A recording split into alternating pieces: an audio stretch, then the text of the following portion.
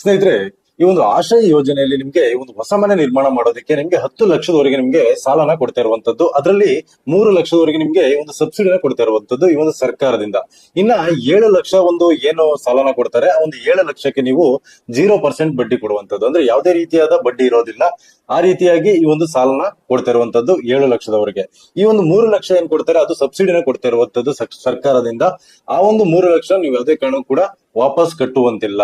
Okay ಸ್ನೇಹಿತರೆ, ಇದ್ರ ಬಗ್ಗೆ ನಾನು ಕಂಪ್ಲೀಟ್ ಡೀಟೇಲ್ಸ್ ಹೇಳ್ತಾ ಹೋಗ್ತೀನಿ. ಅದೇ ರೀತಿಯಾಗಿ ಈ ಒಂದು ಯೋಜನೆಗೆ ಅರ್ಜಿ ಹಾಕೋದಿಕ್ಕೆ ಏನೆಲ್ಲ ಒಂದು ದಾಖಲಾತಿಗಳು ಬೇಕಾಗುತ್ತೆ, ಮತ್ತೆ ಏನೆಲ್ಲ ಒಂದು ಅರ್ಹತೆಗಳು ಬೇಕಾಗುತ್ತೆ, ಯಾರಿಗೆಲ್ಲ ಈ ಒಂದು ಮನೆ ಸಿಗ್ತಾ ಇರುವಂತದ್ದು, ಇದ್ರ ಬಗ್ಗೆ ನಾನು ಕಂಪ್ಲೀಟ್ ಡೀಟೇಲ್ಸ್ ಹೇಳ್ತಾ ಹೋಗ್ತೀನಿ. ಅದಕ್ಕೂ ಫಸ್ಟ್ ನಮ್ಮ ಒಂದು ಚಾನಲ್ಗೆ ಯಾರೇನು ಸಬ್ಸ್ಕ್ರೈಬ್ ಆಗಿಲ್ಲ, ದಯವಿಟ್ಟು ಕೂಡ ಸಬ್ಸ್ಕ್ರೈಬ್ ಮಾಡ್ಕೊಳ್ಳಿ ಅಂತ ನಾನು ಹೇಳೋದಕ್ಕೆ ಇಷ್ಟಪಡ್ತೀನಿ ಸ್ನೇಹಿತರೆ. ಮೊದಲನೇದಾಗಿ ಏನಿದೆ ಈ ಒಂದು ಆಶ್ರಯ ಯೋಜನೆ ಅಂತ ನೋಡೋದಾದ್ರೆ, ನಿಮ್ಗೆ ಒಂದು ಕರ್ನಾಟಕ ಸರ್ಕಾರದ ಒಂದು ರಾಜೀವ್ ಗಾಂಧಿ ಈ ಒಂದು ವಸತಿ ನಿಗಮದಿಂದ ಈ ಒಂದು ಯೋಜನೆಯನ್ನ ಜಾರಿ ಮಾಡಿರುವಂತದ್ದು. ಇದರಲ್ಲಿ ನಿಮ್ಗೆ 10 ಲಕ್ಷದವರೆಗೆ ನಿಮ್ಗೆ ಅಂದ್ರೆ 3 ಲಕ್ಷದವರೆಗೆ ನಿಮ್ಗೆ ಸರ್ಕಾರದಿಂದಾನೇ ಸಬ್ಸಿಡಿನ ಕೊಡ್ತಾರೆ.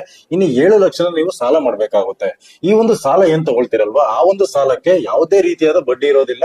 ಮತ್ತೆ ಅದೇ ರೀತಿಯಾಗಿ 0% ಬಡ್ಡಿ, ಅದನ್ನ ನೀವು ಸಣ್ಣ ಸಣ್ಣ ಒಂದು ಕಂತಾಗಿ ನೀವು ಕಟ್ಕೊಳ್ತಾ ಹೋಗ್ಬೋದು ಆ ಒಂದು 7 ಲಕ್ಷ. ಆದ್ರೆ ಈ ಒಂದು 3 ಲಕ್ಷ ಏನ್ ಸಬ್ಸಿಡಿನ ಕೊಡ್ತಾರೆ, ಅದನ್ನ ನೀವು ಸರ್ಕಾರಕ್ಕೆ ಯಾವುದೇ ಕಾರಣಕ್ಕೂ ಕೂಡ ವಾಪಸ್ ಕಟ್ಟುವಂತಿಲ್ಲ.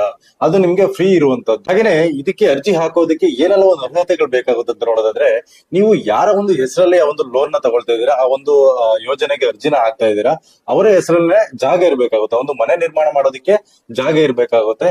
ಅಂತವ್ರು ಇದಕ್ಕೆ ಅರ್ಜಿ ಹಾಕೋದಿಕ್ಕೆ ಅವಕಾಶ ಇರುವಂತದ್ದು. ಅದೇ ರೀತಿಯಾಗಿ ಇಲ್ಲಿವರೆಗೂ ಕೂಡ ಈ ಒಂದು ಯೋಜನೆಯಲ್ಲಿ ಮನೆ ನಿರ್ಮಾಣ ಮಾಡೋದಕ್ಕೆ ಅಂದ್ರೆ ಮನೆಯ ಒಂದು ಯೋಜನೆನ ಯಾರು ಕೂಡ ತಗೊಂಡಿರಬಾರ್ದು, ಅಂತವ್ರಿಗೆ ಅರ್ಹತೆ ಇರುವಂತದ್ದು. ಅದೇ ರೀತಿಯಾಗಿ ಒಂದು ಬಡ ಮತ್ತು ಈ ಒಂದು ಹಿಂದುಳಿದ ಒಂದು ಕುಟುಂಬಗಳಿರುತ್ತವೆ, ಅಂತವ್ರಿಗೆ ಒಂದು ಮೊದಲ ಆದ್ಯತೆನ ಕೊಡ್ತಾ ಇರುವಂತದ್ದು. ಅದೇ ರೀತಿಯಾಗಿ ಅಂಗವಿಕಲರಿಗೆ ಮತ್ತೆ ಈ ಒಂದು ವಿಧವೆಯರಿಗೆ, ಇಂಥವ್ರಿಗೆ ಒಂದು ಮೊದಲ ಆದ್ಯತೆನ ಕೊಡ್ತಾ ಇರುವಂತದ್ದು ಈ ಒಂದು ಯೋಜನೆಯಲ್ಲಿ. ಅದೇ ರೀತಿಯಾಗಿ ಸ್ನೇಹಿತರೆ, ಈ ಒಂದು ಯೋಜನೆಯ ಒಂದು ಬೆನಿಫಿಟ್ಸ್ ನೋಡೋದಾದ್ರೆ, ನಿಮ್ಗೆ ನಾನು ಅವಾಗ್ಲೇ ಹೇಳಿದಾಗೆ ಈ ಒಂದು ಯೋಜನೆಯಲ್ಲಿ ಯಾವುದೇ ಕಾರಣಕ್ಕೂ ಕೂಡ ನೀವು ಬಡ್ಡಿ ಕಟ್ಟೋದಕ್ಕೆ ಇರೋದಿಲ್ಲ. ಯಾವುದೇ ರೀತಿಯಾದ ಒಂದು ಬಡ್ಡಿ ಇರೋದಿಲ್ಲ, ಶೂನ್ಯ ಬಡ್ಡಿ ಇರುವಂತದ್ದು.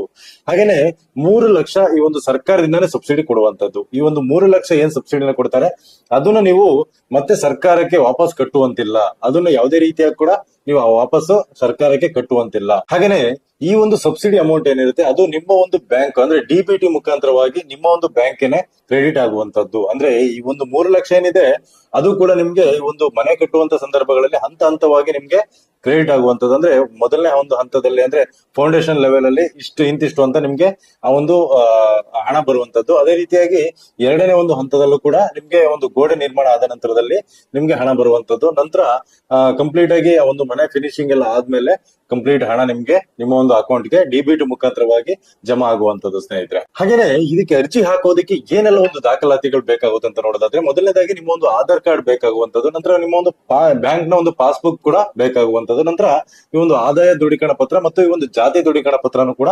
ಬೇಕಾಗುವಂತದ್ದು, ನಂತರ ನಿಮ್ಮ ಒಂದು ಪ್ರಾಪರ್ಟಿ ಅಂದ್ರೆ ನಿಮ್ಮ ಒಂದು ಆಸ್ತಿಯ ಒಂದು ಪಹಣಿ ಏನಿರುತ್ತೆ, ಆ ಒಂದು ಯಾವ ಒಂದು ಜಾಗದಲ್ಲಿ ಮನೆ ನಿರ್ಮಾಣ ಮಾಡ್ತಾ ಇದ್ದೀರಾ ಅದ್ರ ಒಂದು ಪಹಣಿ ಕೂಡ ಇರ್ಬೇಕು, ಅಥವಾ ಈ ಸ್ವತ್ತು ಇದ್ಯಾವುದಿದ್ರು ಕೂಡ ಆಗುವಂತದ್ದು.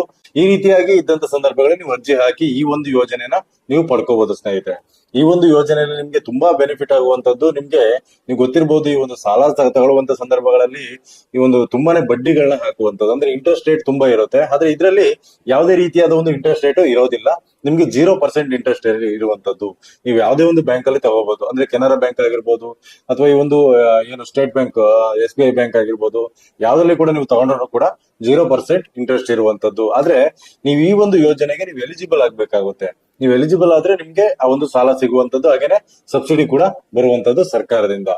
ಹಾಗೇನೆ ಇದಕ್ಕೆ ಎಲ್ಲಿ ಅರ್ಜಿ ಹಾಕ್ಬೋದು ಅಂತ ನೋಡೋದಾದ್ರೆ, ನಿಮ್ಮ ಒಂದು ಹತ್ತಿರದ ಒಂದು ಗ್ರಾಮವನ್ನಾಗಿರ್ಬೋದು, ಈ ಒಂದು ಕರ್ನಾಟಕವನ್ನಾಗಿರ್ಬೋದು, ಇದರಲ್ಲಿ ನಿಮ್ಗೆ ಈ ಒಂದು ಆಶ್ರಯ ಪೋರ್ಟಲ್ ಗೆ ಹೋಗಿ ನೀವು ಅರ್ಜಿನ ಹಾಕ್ಬೇಕಾಗುತ್ತೆ, ಆನ್ಲೈನ್ ಅಲ್ಲಿ ಅಪ್ಲೈ ಮಾಡೋದಾದ್ರೆ. ಅದೇ ರೀತಿಯಾಗಿ ನೀವೇನಾದ್ರೂ ಕೂಡ ಆಫ್ಲೈನ್ ಅಲ್ಲಿ ಈ ಒಂದು ಅಪ್ಲೈನ ಮಾಡ್ತೀನಿ ಅಂತ ನೋಡೋದಾದ್ರೆ, ನಿಮ್ಗೆ ಈ ಒಂದು ಹಳ್ಳಿಗಳಲ್ಲಿ ಇರುವಂತವ್ರು ನೀವು ಗ್ರಾಮ ಪಂಚಾಯತಿಗೆ ಹೋಗಿ ಅಪ್ಲೈನ ಮಾಡ್ಬೇಕಾಗುತ್ತೆ. ಅದೇ ರೀತಿಯಾಗಿ ನೀವೇನಾದ್ರೂ ಕೂಡ ನಗರದವರಾಗಿದ್ರೆ, ನಿಮ್ಮ ಒಂದು ಹತ್ತಿರದ ಒಂದು ನಗರಸಭೆ ಆಗಿರ್ಬೋದು, ಈ ಒಂದು ಪುರಸಭೆ ಆಗಿರ್ಬೋದು, ಈ ಒಂದು ಕಚೇರಿಗೆ ಹೋಗಿ ನೀವು ಅರ್ಜಿನ ಸಲ್ಲಿಸಬೇಕಾಗುತ್ತೆ.